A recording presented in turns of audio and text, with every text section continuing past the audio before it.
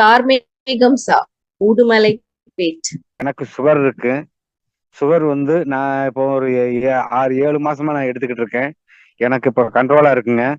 எனக்கு கீழே வந்து நான் ஒரு 2 பேர்த்துக்கு கொடுத்து 2 பேருக்கு வந்து 2 பேர்த்துல ஒருத்தருக்கு கேன்சரு.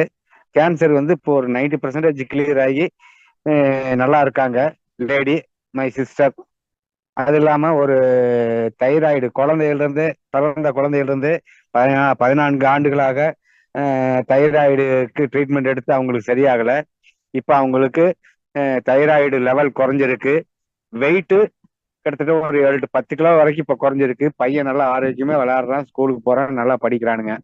எனக்கு வந்து சுகர் கண்ட்ரோல் ஆகி நார்மலா இருக்கு.